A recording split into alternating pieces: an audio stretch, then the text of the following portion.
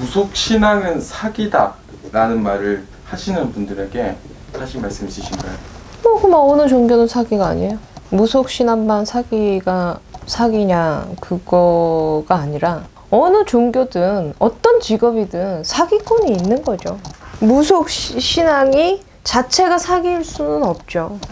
무속신앙을 왜 사기라고 그 사람들이 그렇게 말을 하는 걸까요? 일단은 구슬하고 예. 그런 부적을 팔거나 이런 부분 때문에 또 맞추고 못 맞추고 이런 것들 때문에 사기라고 하는 건데 그렇게 지금 스님들 천도제 지내는 거 사기예요? 자기들이 눈에 보이지 않잖아. 스님들이 천도제를 49제 해줘서 그분이 천국 갔는지 극락왕생 하셨는지 눈에 안 보이잖아. 그러면 그것도 사기인가? 근데 이상하게 절의 스님이나 이런 사람들은 거의 그런 소리를 듣지 않잖아요. 그렇죠. 우리만 그래요. 무속만. 이게 금액의 단위가 달라서 그런가? 금액의 단위가 달라서 그런 것도 있는 것 같아요. 왜냐면 기준이 있잖아요. 굿이라는 게. 그러면 우리가 옷을 사러 매장을 가면 정찰제라는 게 있잖아요. 예.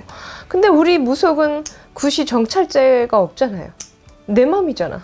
말 그대로 얘기하면. 그래서 그런 것도 있을 것 같아요. 근데 내가 굿을 해보니까 형평성이라는 건 무당마다 다 기준이 달라요. 나는 이런 굿은 얼마를 받고 만약에 이런 치성은 또 얼마를 받고 또 이런 부적은 또 얼마를 받고. 근데 그거는 나 나름대로는 어느 정도를 정해놔야지 된다라고 생각해요. 무당 나름대로는. 예를 들어서 이 사람이 되게 부자야. 되게 부자라서 막 굿을 막 몇 억을 받을 거야? 그건 아니잖아. 이 사람이 되게 부자라서 굿을 하는데 막 그 집은 제사를 막 산더미같이 싸놓고 하는 건 아니잖아요. 물론 평민들보다 부잣집은 조금 더 좋은 것들을 올리고 조금 더 많이 올리고 이런 식으로 그 제사를 모시겠지만 의미는 거기에 있어요. 굿을 할 때 정성을 들일 때 굿을 크고 작고는 우리는 인간들은 좀 사는 집이야. 예를 들어서 잘 먹고 잘 사는데 조상들한테 요만큼 차려놓고 나 재수 이만큼 주세요 할 수 없잖아요. 그런 부분에 조금씩의 차이예요. 그리고 이 사람은 너무 능력이 안 되는데 지금 금전적으로 너무 힘이 드는데 나는 막 힘들어 죽겠는데 빚을 이만큼 져가지고 그 조상님 제를 지낸다고 그 조상에서 그거를 즐거워하시겠어요? 내 자손 죽게 생겼는데 빚 이빠이 져서 한다고 생각해봐. 그거 엄마가 예를 들어서 혼이 돼서 죽어서 제사 받으러 나한테 오셨는데 그거 좋으시겠냐고요. 그렇지 않잖아요. 그러니까 그냥 사람의 형편대로 그 정성의 크기를 다르게 조금씩 차이는 있지만 그렇다고 부자라서 막 억만금을 들여서 구슬하고 그런 거는 아니거든요. 근데 그거에 차이가 있고 또 무속이 사기라는 얘기가 이런 거죠. 무당은 어쨌든 맞춰야 되는 직업이잖아요. 점을 봐서 그 사람을. 그러니까 그거를 못 맞췄을 때는 사기가 되는 거고 그런 부분이죠. 그러니까 무당집도 봐봐. 의사가 대학병원에도 있고 조그만 병원에도 있고 중간 병원에도 있어. 근데 무조건 대학병원에 있는 명이라고 해서 내 병을 잘 다루는 게 아니잖아요. 나랑 맞는 의사가 있잖아요. 동네 맞아요. 병원이라도. 맞아요. 근데 그럼 대학병원에 있는 사람이 나를 약을 처방했어. 안 맞아. 난 안 들어. 그럼 그 사람 사기꾼이야? 아니잖아요.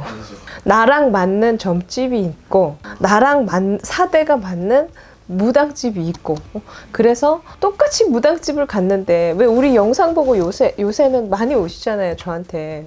또 혹은 다른데 거기 영상에서 봤을 때는 되게 잘 보는 것 같아가지고 갔는데 걔 별 볼 일 없더라. 막 이런 말들이 그 자기하고 사대가 맞아야 돼요. 그 무당집을 꼭 맞추나 못 맞추나 이런 마음으로 가지 말고 자기의 어떤 궁금증을 해결하거나 내가 너무 답답해서 어떤 궁금증을 해소하고 문제가 있는 부분을 해결하는 마음에서 가야 되는데 영상 보다 보니까 저 집이 진짜 잘 맞출 것 같아. 그래서 가. 그러면 실망하고 가는 거죠. 기대가 너무 크면 실망을 한다는 우리 집에 오시는 분들도 그런 분들 많이 계실 거예요.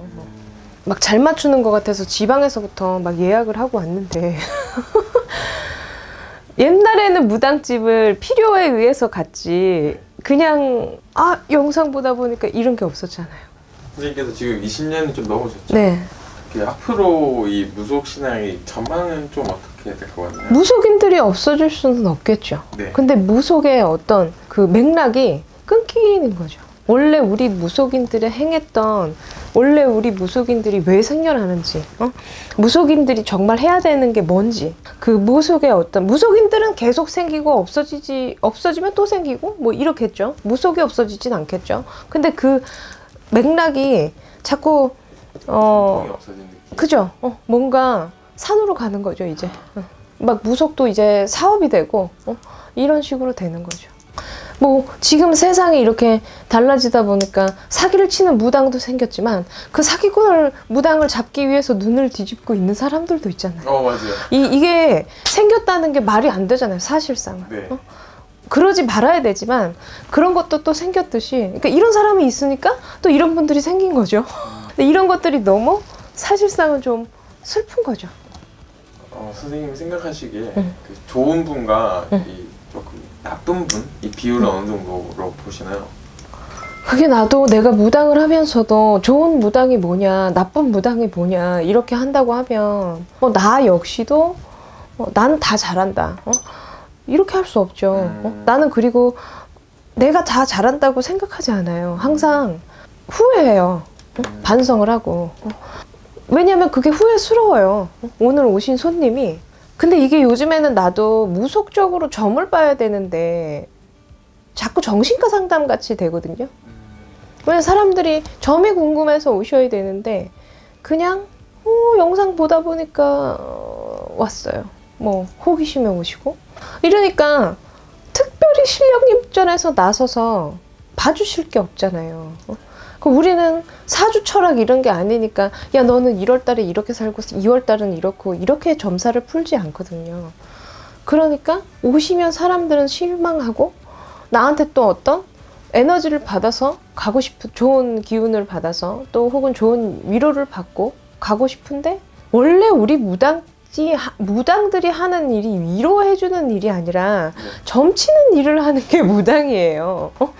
그러다 보니까 저는 처음에 무당돼서는 정말 점을 쳤어요. 한 10년 정도는. 네. 그러다가 이제 점점 막 이런 것들이 생겨나고 하면서 이제 막 위로받고 싶은 사람, 뭐 우울한 사람, 이런 사람들이 많아지다 보니까. 근데 어떤 때는 막 나는 이 역할 저 역할 다 해야 되잖아요. 네. 그러니까 너무 과부하가 될 때 있어요. 번아웃 뭐 이렇게.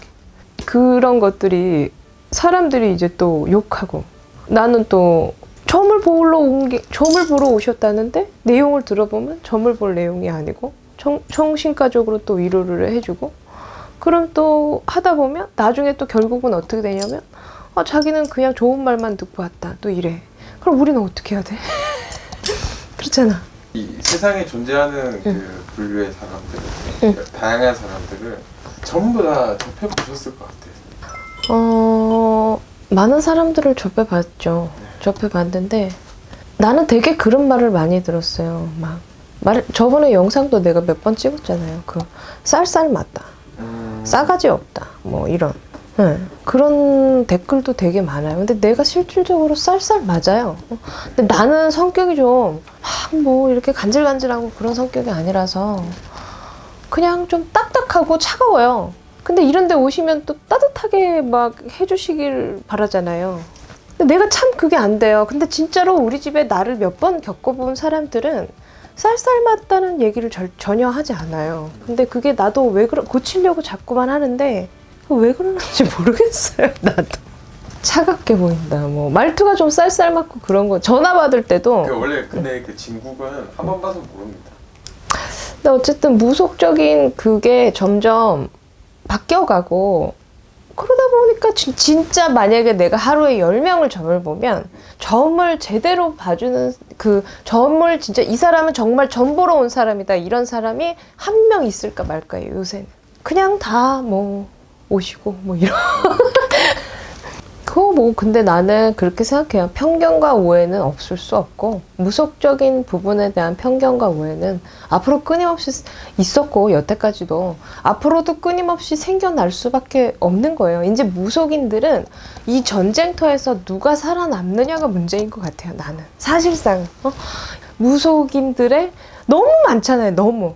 그 하룻밤 자고 나면 또 생겨나고 하룻밤 자고 나면 또 생겨나고 그중에서 정말 무속인이 돼야 될 사람, 되지 않아야 될 사람 또 없어지고 또 새로 생기고 이런 그 치열한 세상 속에서 누가 살아남느냐가 문제인 것 같아요.